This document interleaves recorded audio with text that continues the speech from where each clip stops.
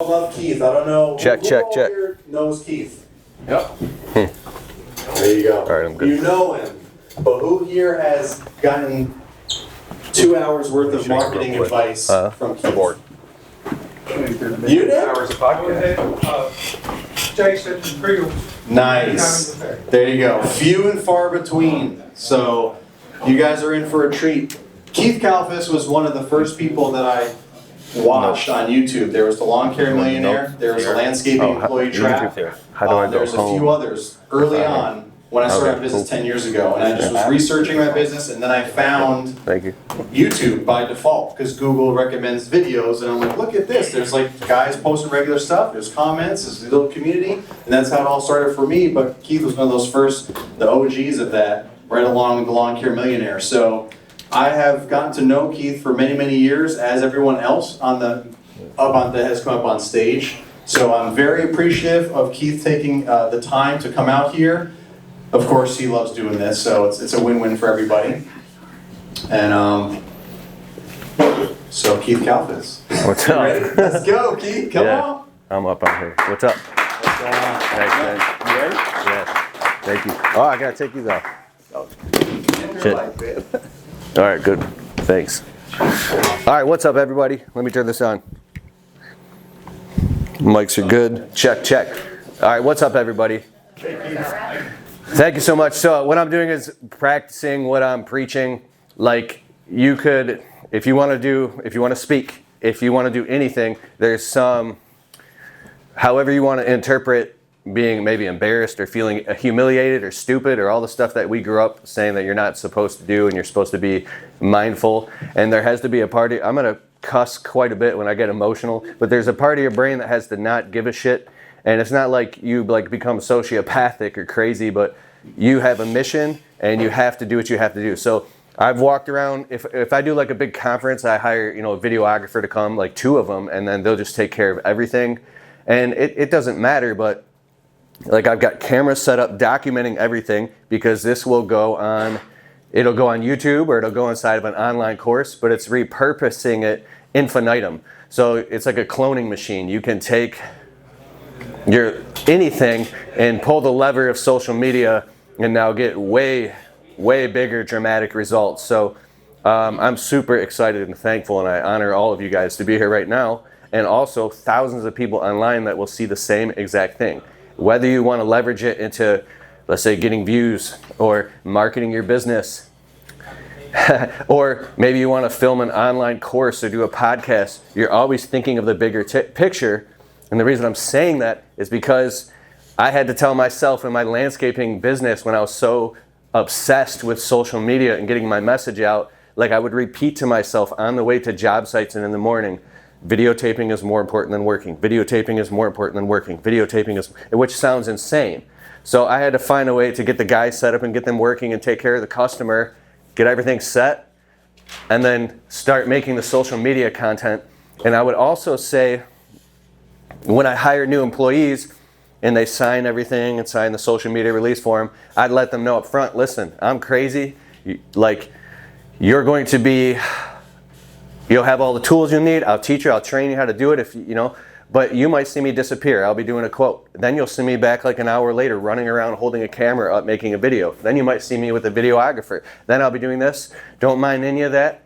Or if you want to be in the videos, that's cool, but I'm going to be all over the place doing like 20 different things. And if that's cool, so I didn't want them to think that like what's this maniac doing? Because I knew that's what I wanted to do, and I was going to do it, period. And there is a line that you had to like eventually draw of being respectful on people's properties and make sure you're getting media release forms and building it into your contracts. And just basically what you're saying and not saying, and being mindful and not having street addresses and people's license plates and not talking about your clients, or because you might have a video get 40,000 views and then it's like Mrs. Jones's nephew sees it or something. He's like, oh, wait, that's my Aunt Martha's house. Sends it to Aunt Martha and she's like, wait a second, that's my backyard, that's my barbecue grill. Why is this douchebag, who I thought was my lawn care guy that I trusted, he's shooting videos in my backyard, what's he talking about? And so it's like it kind of go down a rabbit hole. So then when I'm talking about drawing that respectable line in the sand, I make sure in the videos that it's like always keeping that top of mind, and you know the difference between right and wrong and what you say and what you don't say. But kind of the reality of social media is if you talk about polarizing things and you become very polarized and you say things that are polarizing, you're going to have a lot more people viewing you and liking you a lot faster, and you're going to also have people who disagree. So polarizing content, however dramatic you want to take that, is the stuff that's going to be the difference that makes a difference if you want to grow on social media. It was a few years ago, I met a guy named Brian Fullerton, actually paid me and hired me to like coach him to get all his stuff on. We sell online courses and information products and ebooks. He wanted to get into that business, so I coached him through that, and he said something to me in exchange. He's like, you know how much you cuss, right, on your social media? And I was like, well, yeah, a lot. He's like, you're probably costing yourself like at least $100,000 in brand deals per year, like back then. I was like, but I gotta be me, I gotta be real to me. He's like, well, you could do whatever you want, but if a big box brand is looking at you, like we've been sponsored by like Lowe's and a bunch of different brands. We work with 21 different brands right now. I'm actually reducing that amount because we're scaling up, but I was like, oh my God, if Lowe's wants to do a sponsorship brand deal with me and they're checking me out and then they see this guy saying, motherfucker, fuck, they're like, that doesn't really go too good with their brand. So I had to think about that, and you got to do you. Like I say, but Gary Vaynerchuk cusses. People are like, well, you're not Gary Vaynerchuk. You know, so how much can you afford to have an opinion and say what you want to say? So what I'm going to run you through is a video. I'm going to do a whole bunch of stuff. I'm really excited, and I'm going to do I want to do a bunch of Q&A at the end and really get a gauge of where everybody's at, because I really want to just help as much as possible. So you can learn all the stuff about social media, about YouTube. You can learn video analytics and data. And Jeremy Vest here yesterday blowing my mind, and I was sitting up front going, oh, because I was seeing how you could just cut out all the fat and do what works and not do what doesn't. All of that stuff doesn't matter if you don't have something you're highly passionate about that cuts through the mix. Your passion is the difference that makes the difference. And if you don't have the passion, let's say you have a lawn and landscaping business and you want to get super high quality content that will engage very specific customers that want to spend money now, it would be your customer avatar.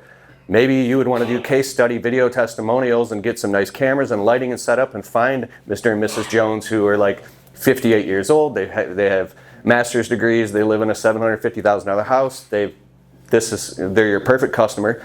And you want to get permission from them and get the conversation and bring a camera crew maybe to their backyard, or maybe to your, it would probably have to be outdoors. I have a friend, Steve DeHunt in Michigan, he's built an entire indoor landscaping exhibit in his shop, and it's bonkers. It's probably like $250,000 just for this exhibit. So you would do it like outdoors and do a video testimonial of them just sharing their natural experience about your business.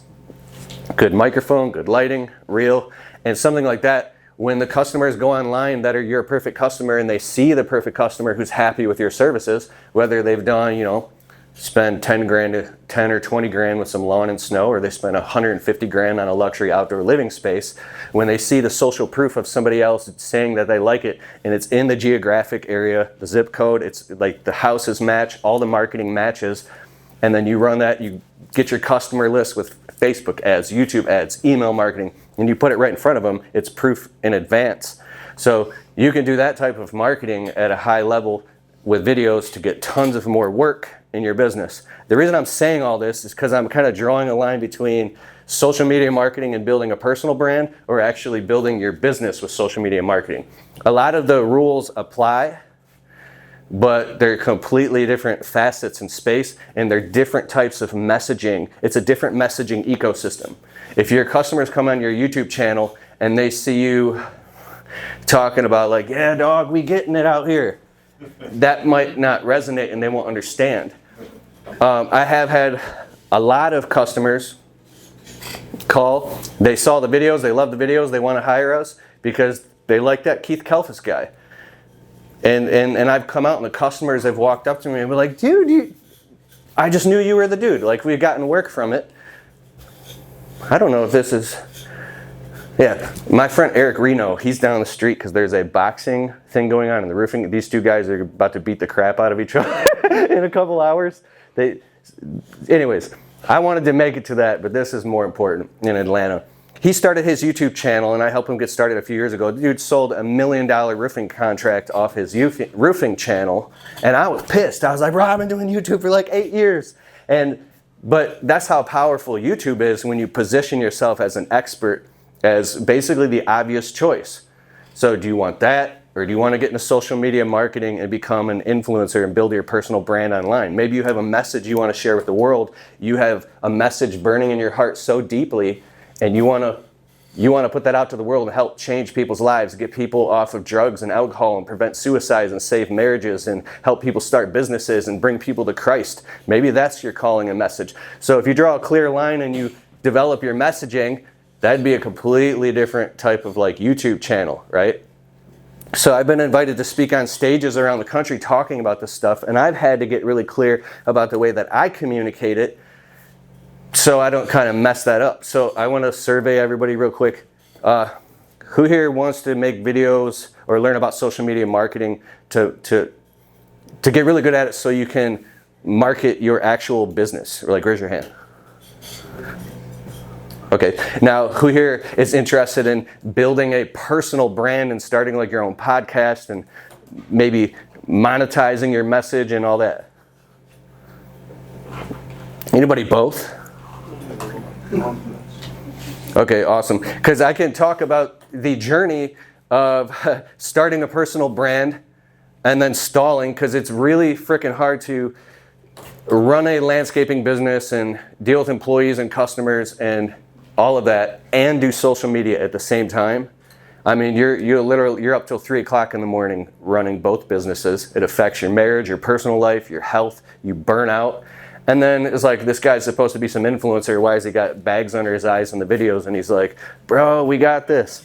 So this is real. So I said that because there's a certain point when whatever you're doing in this media shit, you have to find a way to monetize it with integrity and legitimately, because there are people in our industry that can blow up and get these viral videos and they start getting brand deals and doing all these things. If you see somebody else making a bunch of money on the internet, or they claim to make money, how are they making it? Is it a long-term, economically viable, sustainable way of making money? Is it rooted in integrity? Is it something that's going to last? And are they aware of that? So I'm obsessed with this stuff because integrity is number one. It's staying true to yourself, true to what is best for your family, true to your message and your mission, but the money sustains the message. It was this super viral YouTuber guy. He's a genius. His name is Greg Chisholm, Geek to Freak back in the day. There's people who know about his story. In the beginning, when I got on YouTube, I had been making, dude, the first day YouTube came out in 2004, I was uploading videos. I was literally running around vlogging in 2004, being like, why would somebody watch this? This is insane. But it was all about nothing. We were shooting music videos. We were making music. I was standing on stages in front of people singing, trying to become a pop star. But I took all that kind of marketing media knowledge and just literally took out my smartphone and started making videos about how to start a landscaping business. But here's how. I was researching on YouTube saying, like, I typed in how to start a landscaping business or how to start a lawn care business, and nobody popped up except for some dude way back in the day. What was his name? Was the Lawn Gopher from 2008. Yeah. And then there was this nerdy dude, Jonathan Potoshnik, the lawn care millionaire. I'm just playing. And then there was like a couple other people, and I'm like, oh my God, this is a wide open space? How is this not completely saturated right now? And so I took this course. It was like a $2,000 course called a Guru Home Study Course by Eben Pagan. It was all about internet marketing. And he said, basically, go look in the mirror and claim, and you're going to do all the work. And say, you know, within this amount of time, I'm going to be the #1 ranking keyword, my name relevant to a specific keyword online. So I looked in the mirror. It was like winter of 2013. I said, in 24 months, the name Keith Kalfas is going to be the #1 word synonymous with the word landscaping on YouTube, period. And that happened within 10 to 12 months. I went nuts. I took 2 phones, my wife's phone, the tablet, the laptop, and I was making anywhere from 1 to 10 videos a day, just non-stop, all winter long. Like every single time the inspiration came through me, I was pulling out my phone. Videotaping is more important than working. Just every single thing all over the internet, and hashtag, the title, keyword, everything. Landscaping, landscaping, landscaping, landscaping, landscaping, a thumbnail, how to start a landscape, and literally non-stop. The video started taking off. I hit 100 subscribers. I was like, oh my God, I hit 100 subscribers.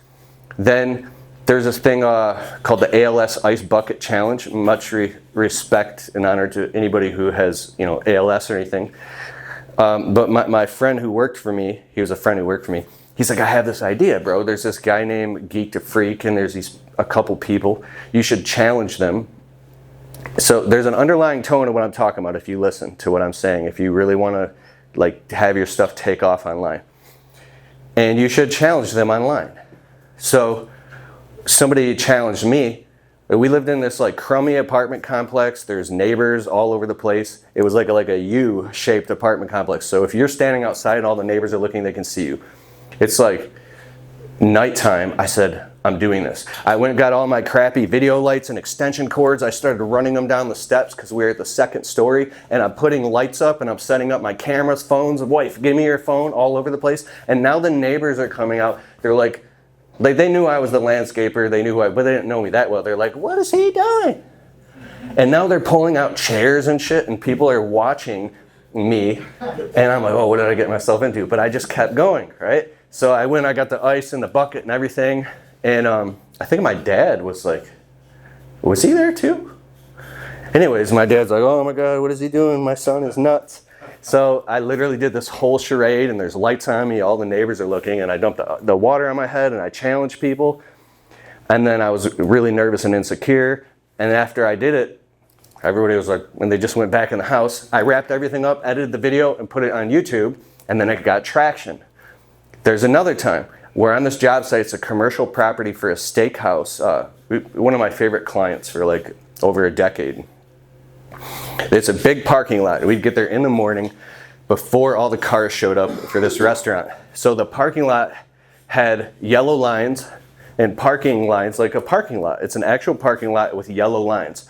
So the guys start with a spring cleanup, and they're working. We're getting mulch delivered. And as I looked at the lines on the parking lot, I had this vision about life. I was really going through some tremendous breakthroughs and breakdowns and growing out of childhood bullshit of being poor and negative programming.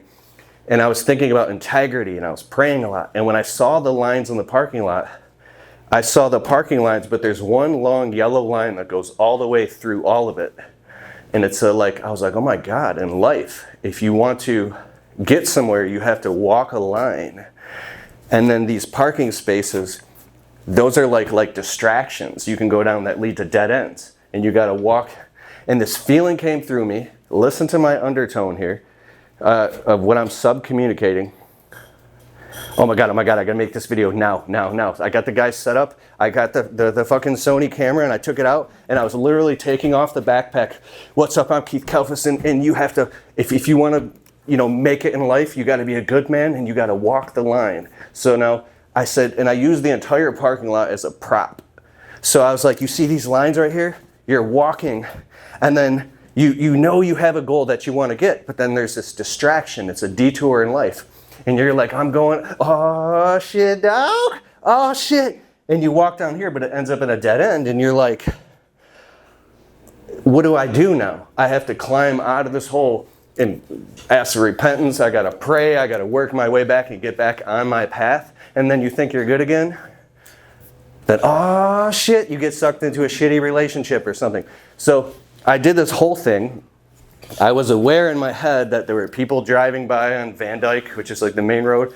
Like, what the hell is this guy doing? The owners of the restaurant could have been like, is this guy schizophrenic?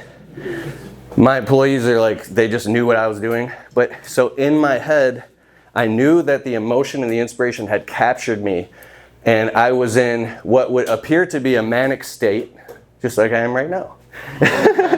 and but I consciously chose to go with it and keep going and going and going, and built this force field around me that I didn't care. So later on, I walk into a restaurant. It's my wife's family. I've quit doing this since now. And I literally walk into the restaurant, what up, though? And people are like, who's this? And I didn't care. And so after a few months of this shit, my wife is like, Keith, I went to work today. And your videos are getting around, and people were asking me if you were okay. Like they wanted to have an intervention with me. And I was like, what? So now I was getting heat from people. They thought I was mentally unstable because they didn't see the vision that I had. I was crazy, but I was crazy on fire with a passion and a vision that I had to suspend that shame and all that stuff. I feel it right now as I'm talking about it, coming in, wanting me to crawl and be like, oh, what am I doing? I'm on the stage in front of all these people, acting so weird, blah, blah, blah. Like, that's that voice, that critic, whoever that critic is. So you take that critic. Sometimes the critic's very smart. If you're like in a proper place, there's a time and place, but there's a line. And when you ride that line, and if you have to make a dope ass video, my wife's grandfather passed away. And I didn't know my wife's Chaldean. Oh, I know that. But I didn't know that they have 14-hour long funerals, and that's the short version. So it's like we've been at the funeral all day. It's like 7:30 p.m. and we're still there. And like the men and the women are all separated, and the Chaldean men are here. And I'm with the Chaldean men, and I go to talk to my wife, and they're like, no, get back. And I'm like, what is going on? I didn't know this. So I had to go outside and get some fresh air. And I'm in the parking lot in like a suit, and I'm like, well, I'm going to make a dope video about how to start a business. So I'm outside in the parking lot making the video. Nobody on YouTube would have known where I was at or why. But I knew that I was at my grandfather's funeral. He was this old Chaldean man. I went to him before he passed away, and I held his hand, and I said, I love Jesus, and I love your granddaughter, and I will, no matter what, I will do God's work until my death.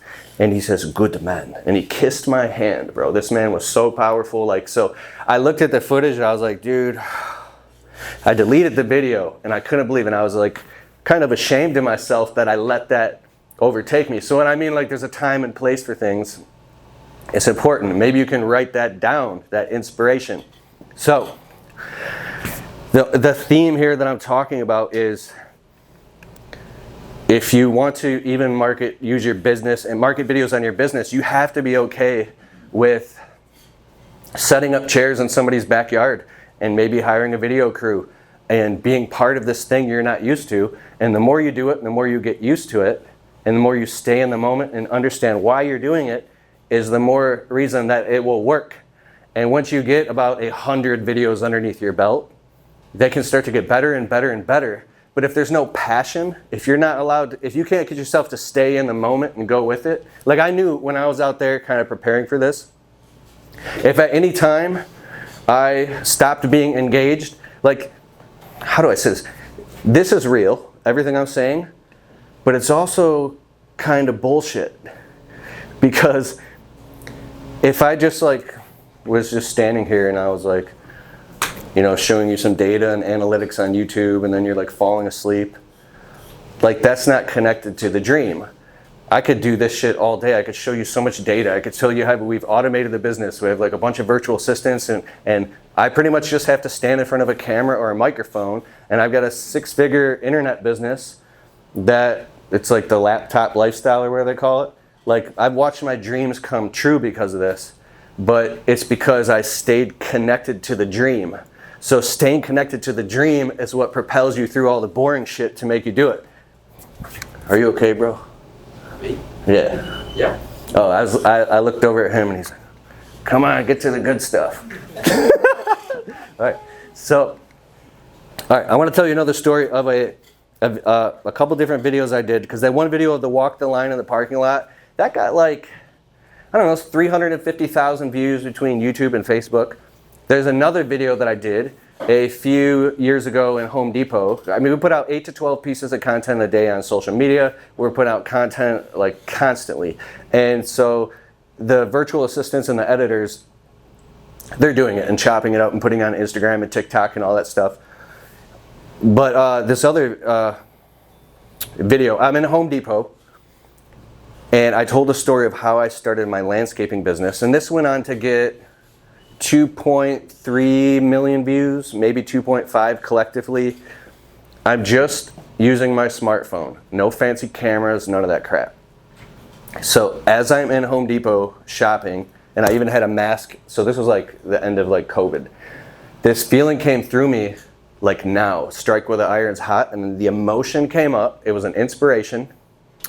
And then I knew that was the moment to make a video telling my story because the emotion was right and I had to capture it. So if I told myself, nah, I can't do this, this is weird, I'm in Home Depot, video never would have happened. It wouldn't. So my videos have helped start. I've collectively, around all the testimonies, somewhere around 10,000 businesses. I've been all over the country and I have people coming up to me all the time and say, bro, that video you made was the video that made me like cry or start a business or help me get off drugs or something. And I'm like, bro, all glory to God. Like, you did it, bro. And thanks for me being obedient to that feeling. Maybe it's God, maybe it's intuition. But if I was like afraid to look weird or some people who were never gonna see me again, those videos wouldn't have happened. So I tell my wife in the middle of the night when I get up at 3 a.m., I have to make this video.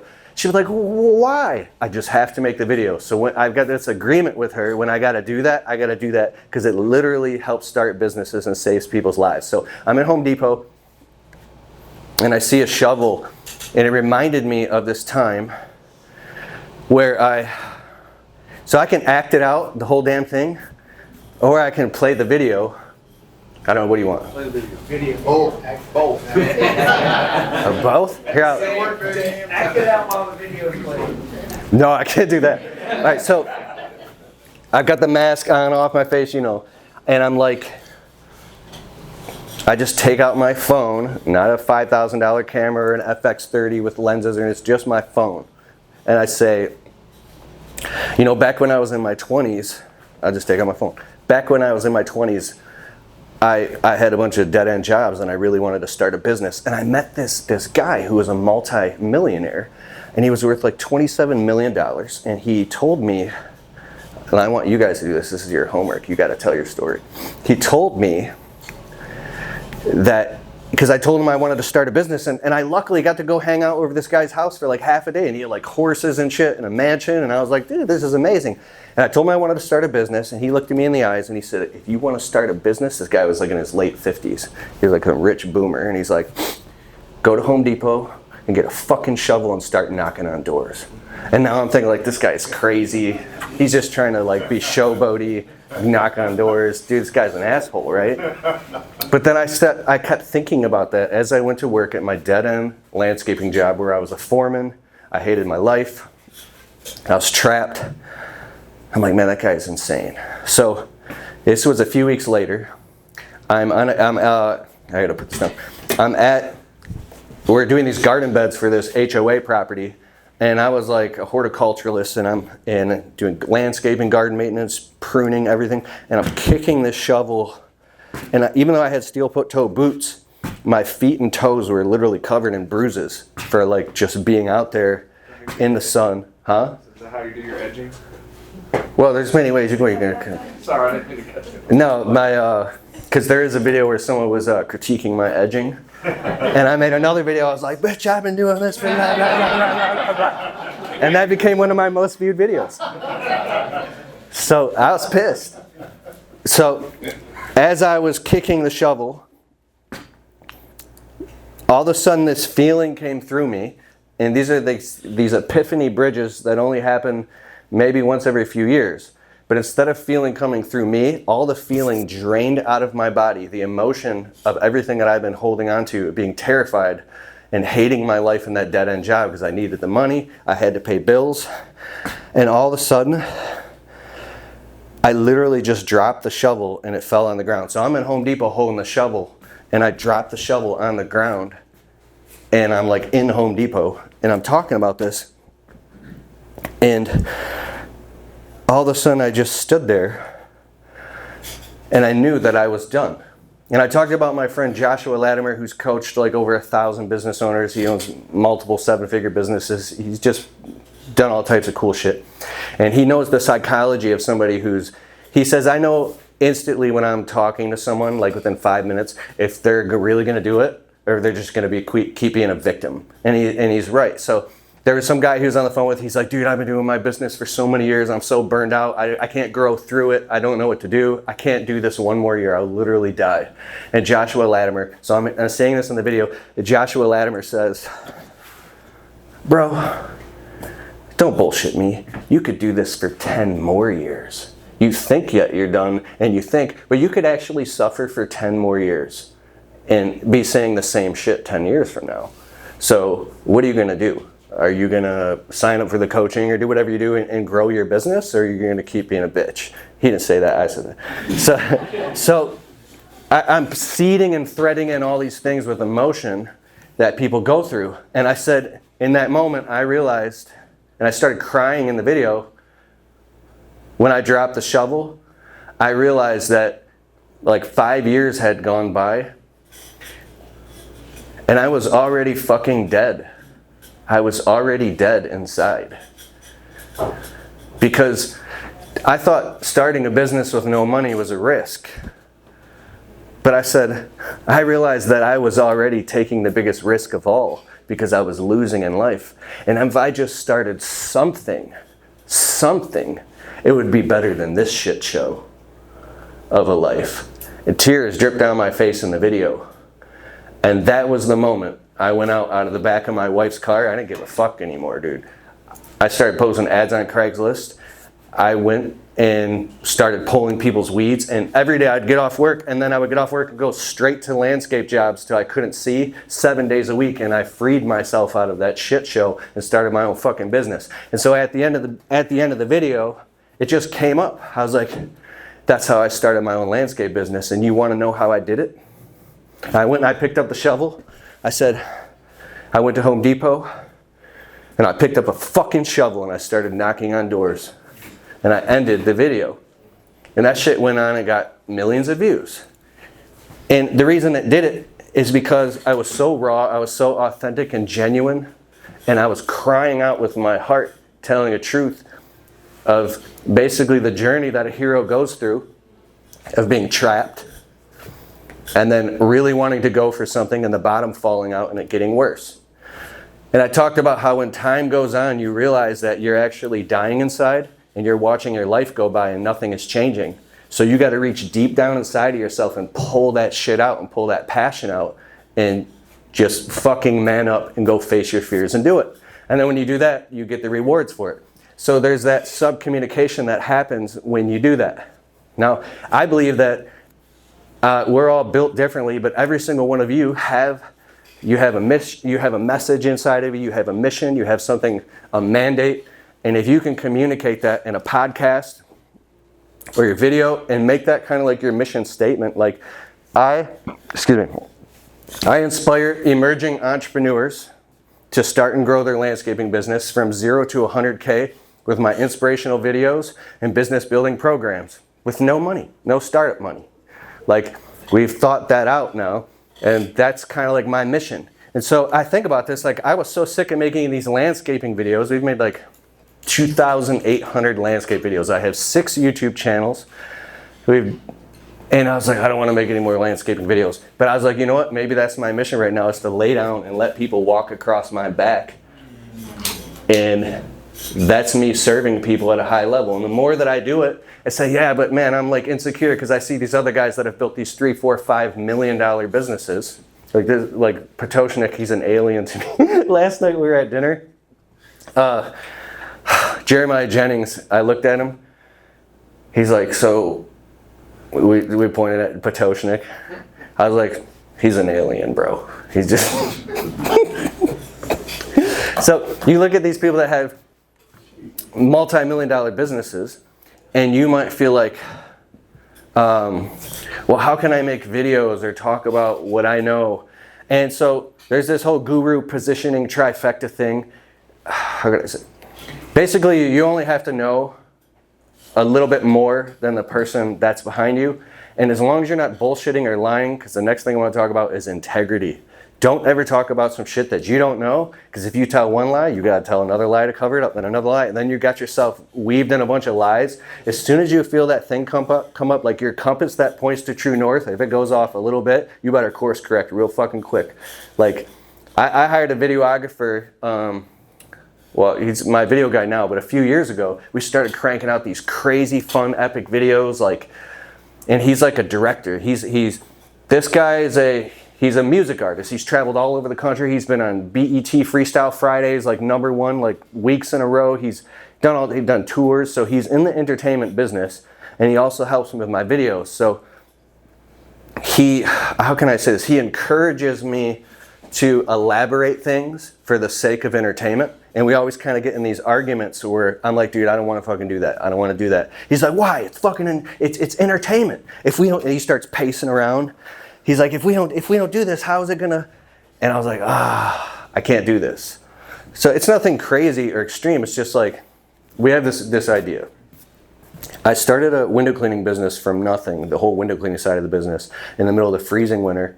Snowplow wasn't making enough money back in the beginning, and I went out in the freezing cold and I sold like 42 window cleaning accounts in 48 hours by knocking on doors and pitching, and built a whole window cleaning route. And it was terrifying, and I got enough cash to pay the bills. And so we had this idea, we're gonna start filming this. I was gonna go sleep in my friend's bunker. It's like literally like a train storage box in the freezing cold, and go fire up my old shitty truck and go out in the freezing cold and film this documentary. And I was like, not to get too personal, my wife isn't cool with me just like leaving and doing this crazy shit. Like I got a family, I gotta be home. He's like, but we gotta fucking do this for real. And so he's like, well, we could just kind of like go through all the struggles you go through for real doing this, and then we'll just stay there one night and we'll film it and act it out. I was like, we could actually do that. I'm like, but it would be fake. He's like, but dude, it's like reality TV. And he talks about, he's been on reality shows for real, and they have to embellish certain things in order to dramatize it so people stay hooked and watch this. This is the whole clickbaity type of effect, and it's very, it's like dangling a carrot. It's something that seems enticing, like, well, I could just embellish that a little bit. But then I'm like, no, what if I'm like on stage 2 years from now and there's 1,000 people, and then the guy's like, yeah, dude, when you slept in that thing, and I'll have to be like, yeah, I was lying about that. So he's like, then just say you were lying about it. Actors lie all the time. And so he started to convince me a little bit, and I just had the feeling in my stomach. And I was like, fuck that. I'm not doing that. I don't care if we don't do it at all. I'm not lying about shit.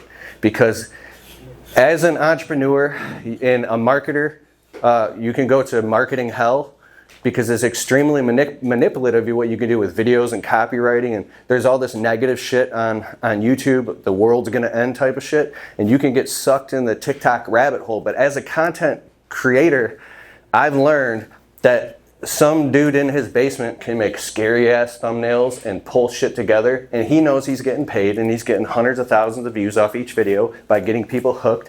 And so isn't he breaking integrity or doing something wrong? I mean, it's just media. People watch horror movies all the time, but it doesn't sit right with me. So remember that like lesson when you go on, and if you do make a podcast and you do make videos and shit starts to take off, or you meet somebody who says an idea that doesn't make sense to you, dude, I'd rather say no. I don't care if you fucking write me a check for $100 grand right now. If I don't agree with it, I don't want your money, and I don't want to talk to you. Like, I'd rather stay the long, hard road and do shit right. Because I believe at the end, when you meet your maker and he just plays, he's got a vibe board. He's like, oh, what about this time when you did this and this and this? And I'm like, oh, shit. Into the fiery lake of hell. You know, it's like, but it's this shit's that serious to me. So,